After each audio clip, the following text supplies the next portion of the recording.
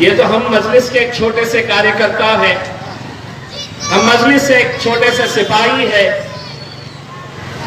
अगर हमारे आने से इतनी हड़बड़ी मच गई है, इतनी बौखलाहट हो गई है, तो सोचिए हैदराबाद की जब वो आंधी और तूफान गुजरात में आएगी तो क्या हाल होगा।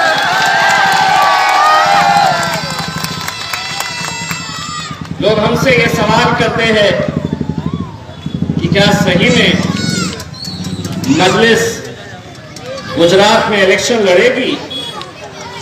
क्या सही में असद साहब यहां पर आएंगे? क्या मजलिस यहां पर सभी चुनाव लड़ेगी?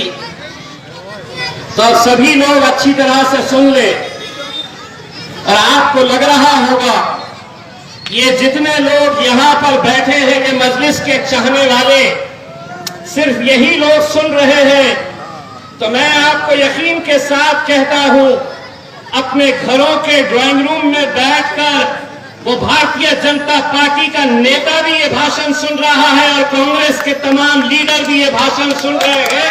तो एक बार कान खोल के सुन लो, समझ लो, मजलिस भी आएगी, असदुद्दीन अवैसी साहब भी यहां पर आएंगे और इंशाअल्लाह पूरे इलेक्शन हम यहां पर गुजरात के अंदर लड़ेंगे। और लड़ेंगे नहीं, इंशाअल्लाह हम आए हैं तो सिर्फ लड़ने के लिए नहीं आए हैं, अब हम लड़ेंगे और इंशाअल्लाह जीतेंगे।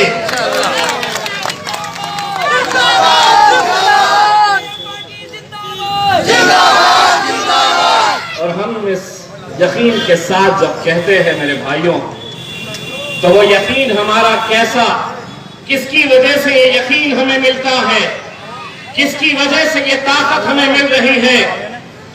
हम पिछले 2 दिनों से यहां के नौजवानों के जज्बे को जब देख रहे, उनके हौसले, उनकी ताकत, उनकी तड़प, उनकी मोहब्बत को जब हम देख रहे, तो यकीन मानिए हमारा यकीन और पुख्ता हो जाता है कि इंशाअल्लाह गुजरात के अंदर मजलिस इत्तेहादुल मुस्लिमीन का पतन बहुत ऊंची उड़ान उड़ने वाला है। दोस्तों, लोग कहते हैं कि मजलिस इत्तेहादुल मुस्लिमीन सिर्फ मुसलमानों की जमात है। मैं यहां पर अपने पार्टी की तरफ से, बैरिस्टर असदुद्दीन अवैसी साहब की तरफ से गुजरात की आवाम को एक पैगाम देने के लिए आया हूं। गुजरात के उन तमाम लोगों को ये बताने के लिए आया हूं कि हम मजलिस इत्तेहादुल मुस्लिमीन गुजरात में आ रही है तो मोहब्बत का पैगाम लेकर आ रही है, दोस्ती का हाथ बढ़ाने के लिए आप लोगों के बीच आ रही है। ये सही बात है कि हां, मजलिस इत्तेहादुल मुस्लिमीन को चाहने वालों की तादाद सबसे ज्यादा हमारे वो नौजवान हैं, वो मुसलमान नौजवान जो इतने सालों से ये देखता आया है कि किस तरह इस कौम का इस्तेमाल महज एक रबर स्टैंप की तरह किया जा रहा है कि हर 5 साल के बाद वो आएंगे, वोट मांगेंगे और पूरे अधिकार के साथ इस तरह मांगेंगे कि उन्हें मालूम है कि ये लोग भारतीय जनता पार्टी के साथ तो जाएंगे नहीं, इनकी मजबूरी है कि इन्हें देना है तो कांग्रेस को ही देना है, और यही मजबूरी का फायदा उठाते आ रहे हैं। एक अक्सर आपने एक गेम देखा होगा, म्यूजिकल चेयर, जहां पर कुर्सियां रखी जाती है, म्यूजिक चलाई जाती है, म्यूजिक जैसे ही बंद हो गई आपको कुर्सी पर जाकर बैठना होता है। गुजरात में पिछले कई सालों से ये म्यूजिकल चेयर खेली जा रही है और खेलने वाले सिर्फ 2 ही खिलाड़ी। म्यूजिक हर 5 साल के बाद चलाई जाती, 2 में से एक उस कुर्सी के ऊपर जाकर बैठ जाता, कभी भाजपा वाला बैठता, कभी कांग्रेस वाला बैठता। लेकिन अब इसके बाद सिर्फ 2 ही खिलाड़ी नहीं रहेंगे मैदान में, इंशाअल्लाह तीसरा खिलाड़ी भी मैदान में उतरने वाला है। और हमको कमजोर कड़ी ना समझो, अब हमको भी वो हुनर आ गया है कि कैसे कोनी मारकर कुर्सी पर बैठा जाता है, कैसे धक्का देकर कुर्सी के ऊपर बैठा जाता है। ये हुनर हमने भी सीख लिया है। वरना जिस जमात के बारे में ये कहा जाता था कि ये सिर्फ हैदराबाद की एक जमात है, हैदराबाद के हद तक ही रहेगी, लेकिन अल्हम्दुलिल्लाह जब महाराष्ट्र में आए 2014 में, तो मैं और वारिस पठान महाराष्ट्र की विधानसभा के अंदर गए। जब पहली बार हम विधानसभा के अंदर गए, 2 ही थे। महाराष्ट्र की विधानसभा के अंदर 288 विधायक बैठते हैं, 288, लेकिन हम 2 ही थे। जब गए वहां पर तो शिवसेना के विधायकों को उनकी जीत की खुशी नहीं थी। वो मातम इसलिए मना रहे थे कि ये मजलिस वाले अब महाराष्ट्र में भी आ गए, विधानसभा में भी आ गए। इसीलिए मैं अक्सर पहले दिन को वो याद करता हूं जब शिवसेना के विधायक ने हमको देखा। हम भी पहले दिन गए तो ऐसे वैसे नहीं गए, हम भी शेरवानी पहन कर गए, क्योंकि हमें मालूम है उन्हें हैदराबाद की उस शेरवानी से बहुत तकलीफ होती है। हमने कहा अब हम भी आ गए हैं, बड़ी तकलीफ हो रही थी उन्हें हमें देखकर। एक शिवसेना वाले ने मुझसे मराठी में कहा, पूछा कि ये 288 का सदन है, 288 का ऐवान है, तुम 2 ही तो है, क्या कर लोगे? मैंने कहा हम तो 2 है, वो तो अकेला शेर वहां पर बैठता है, उसका क्या?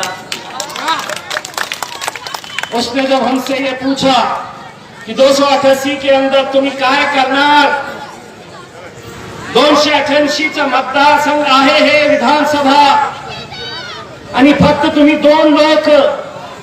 उसने मुझसे पूछा कि तुम तो 2 ही है, क्या कर लेंगे? तो मैंने उसको मुस्कुराकर देखा और मन ही मन सोचा कि पब्लिक भी कैसे कैसे को भेज देती है विधानसभा के अंदर। लेकिन हम असद साहब के शागिर्द हैं, सवाल किया था, जवाब तो तुझे लेना ही पड़ेगा हमारा। तो हमने उसको पूछा कि कभी जंगल गए हैं तुम? थोड़ा परेशान हुआ, बोला काय म्हणायचे तुम्हाला? मैंने कहा कभी जंगल गया है तू? तो बोले कहना क्या चाहते हो? मैंने कहा कि जंगल में कुत्ते, बिल्ली, भेड़, बकरी कितने हैं ये देखे नहीं जाते, शेर कितने हैं उनकी गिनती होती है। पहले ही दिन समझ में आ गया, 2 है, 200 पे भारी। और उसके बाद हर रोज हम उन्हें समझाते हैं, यही बात हम यहाँ पर भी समझाने के लिए आए हैं। इलेक्शन है, इलेक्शन की तरह लड़ेंगे, पूरी ईमानदारी के साथ, पूरी मेहनत के साथ मैदान के अंदर उतरेंगे। बस आप लोगों से इतनी अपील करना चाहते हैं, ये पार्टी मजलिस इत्तेहादुल मुस्लिमीन को बैरिस्टर असदुद्दीन अवैसी साहब, अकबरुद्दीन अवैसी साहब ने बड़ी मेहनतें करके इस मुकाम तक पहुंचाया है। एक ऐसे मुकाम तक पहुंचाया है कि जब लोग कहते थे कि एक हैदराबाद के हद तक की जमात है, आज अल्हम्दुलिल्लाह महाराष्ट्र में हम जीते हैं। महाराष्ट्र के बाद जब हम बिहार में गए तो वही बातें हमें सुनने को मिल रही थी। जैसे हम गुजरात में आए हैं तो वही सवाल हमसे किए जा रहे हैं। अब आप आए हैं तो आपके आने से इसका नुकसान होगा, इसका फायदा होगा, आप आए हैं तो वोट कटेंगे। एक बात सुन लो, 70 सालों तक ये जितने लोग यहाँ पर, ये आवाम जो बैठी है, 70 सालों तक मजलिस यहाँ पर नहीं आई थी। क्या वजह है कांग्रेसियों कि जो भारतीय जनता पार्टी आज से कुछ साल पहले तक महज 2 लोकसभा की सीटें जीतती थी, वो आज 300 के ऊपर गई है, तो कौन जिम्मेदार है इसके लिए? लेकिन नहीं, जहां मजलिस जा रही, तुम क्यों आए, तुम क्यों लड़े इलेक्शन? अब तुम्हारे आने से इसको फायदा होगा, इसको नुकसान होगा, इसको घाटा होगा। एक बात सुनो, 70 सालों तक हमने अरे गैरों के नुकसान और फायदे के बारे में सोचा है। अब हम आए हैं तो सिर्फ हमारे फायदे के बारे में बात करने के लिए हम आए हैं। जरा सा कुछ हुआ कि आप क्यों आए, गुजरात क्यों आए, क्यों लड़ रहे आप लड़े तो उनको नुकसान हो जाता। हमारी राजनीतिक पार्टी है, अगर राजनीतिक पार्टी अगर इलेक्शन नहीं लड़ेगी तो क्या अंटी खेलेगी? हम अंटी खेलेंगे, गोटियां खेलेंगे हम। अगर इस मुल्क के अंदर अगर भारतीय जनता पार्टी इलेक्शन लड़ सकती है, शिवसेना लड़ सकती है, कांग्रेस लड़ सकती है, समाजवादी पार्टी लड़ सकती है, तो मजलिस इत्तेहाद मुस्लिमीन जब इलेक्शन लड़ती है तो इतनी तकलीफ क्यों है? तो मैं बताता हूं, तकलीफ इसलिए है कि 70 सालों से ये समझते हैं कि ये जागीर है हमारी, ये जागीर है, इनका वोट हमारा अधिकार है, यही समझते आए थे। लेकिन नहीं, अब बहुत दिन ये खेल नहीं चलने वाला है। धीरे धीरे मीडिया वाले कहते हैं क्या है आपकी स्ट्रैटेजी, क्या करने वाले हैं आप? हमने कहा इतनी आसानी से पत्ते खोलने वाले नहीं है। 8 दिन पहले जब गुजरात की फिजा के अंदर आंधी और तूफान चलने लगेगा तो समझ जाना शेर वहां से निकला है, आने वाला है।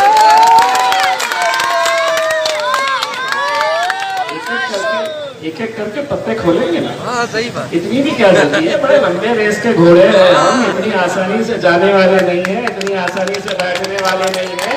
और एक बात अच्छी तरह से समझ लो, मजलिस इत्तेहादुल मुस्लिमीन है, डरने और घबराने वाली जमात का नाम मजलिस नहीं है मेरे भाइयों, बिल्कुल नहीं है। जो जमहूरियत में हमें अधिकार दिया गया है, जो हक दिया गया है, वो हक का हम इस्तेमाल करने के लिए आए हैं। हम हमारे नौजवानों के अंदर लोकतंत्र को मजबूत करने के लिए आए हैं। हम हमारे नौजवानों को ये बताने के लिए आए हैं कि इस देश में अगर कानून चलेगा तो संविधान के हिसाब से चलेगा, वो संविधान जो डॉक्टर बाबा साहब अम्बेडकर ने इस देश को दिया है। मोदी जी कब तक चलेंगे आप? एक अंग्रेजी में कहावत है, न्यूटन की थियरी है, जो ऊपर जाता है मोदी जी सबको नीचे आना है। इतना गुरूर, इतना घमंड अच्छा नहीं है।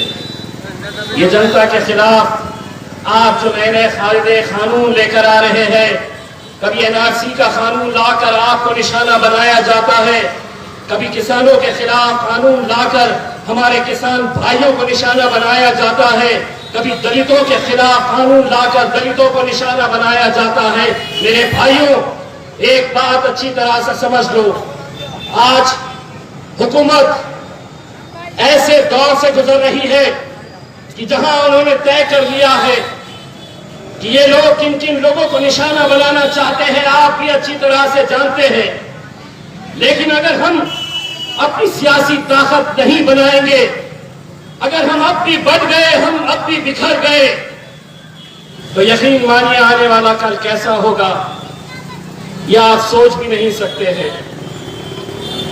आज इस मुल्क के अंदर अगर हमारी क़यादत खत्म हुई है तो कोई गैर इसके लिए जिम्मेदार नहीं है। मैं अक्सर ये बात बड़ी जिम्मेदारी के साथ कहता हूं, इस मुल्क से अगर हमारी क़यादत खत्म हुई है तो कोई गैर इसके लिए जिम्मेदार नहीं है। मुसलमानों को हमेशा मुसलमानों ने ही हराया है, ये सच्चाई है। क्योंकि हम बढ़ जाते हैं, बिखर जाते हैं, हम ऐसी ऐसी पार्टियों का साथ देते आए हैं कि जब ऐवान के अंदर जब आपकी आवाज बनकर उन्हें खड़े रहना चाहिए तो वो खामोश बैठते हैं, क्योंकि उनके आका उन्हें इजाजत नहीं देते। उनका काम तो बस यही है, उठो तो उठो, बैठो तो बैठो। और हम वो हैं कि अगर किसी ने हमसे कहा उठो तो हम बोलते रहे चल बैठ रे। डटकर बोलने वाले गूंगे मुक्के बहरों के लिए हमारे पास कोई जगह नहीं है। लड़ने वाले चाहिए, डटकर बोलने वाले चाहिए, क्योंकि इस मुल्क के अंदर अगर उन्हें बोलने का अधिकार है तो इम्तियाज जलील को भी उतना ही अधिकार ये संविधान ने दिया है। हम अपनी आप की आवाज बोलते रहेंगे, डटकर मुकाबला करते रहेंगे। अगर इस आने वाले चुनाव में अगर आप लोग मजलिस का पूरी तरह से साथ देते हैं, दोस्तों ये 2 दिन हम जो यहां पर आए हैं, ये 2 दिन हमारा काम सिर्फ यही है कि हम लोगों से मिले, जितने भी शहर के उलमाए किराम हैं, जितने भी अलग अलग राजनीतिक पार्टी से ताल्लुक रखने वाले लोग हैं, इंटेलेक्चुअल्स हैं, डॉक्टर्स हैं, वकील हैं, हम इन सब लोगों से बात करने वाले हैं और बात करके असद साहब को यह पैगाम देने वाले हैं। 2 ही बातें हो सकती है, या तो हम असद साहब को यह कहेंगे कि असद साहब अभी वो वक्त आया नहीं है कि हमें गुजरात जाना है, लेकिन अगर आप साथ देने का वादा करते हैं दोनों हाथ ऊंचा करके, तो हम असद साहब को यह कहेंगे कि असद साहब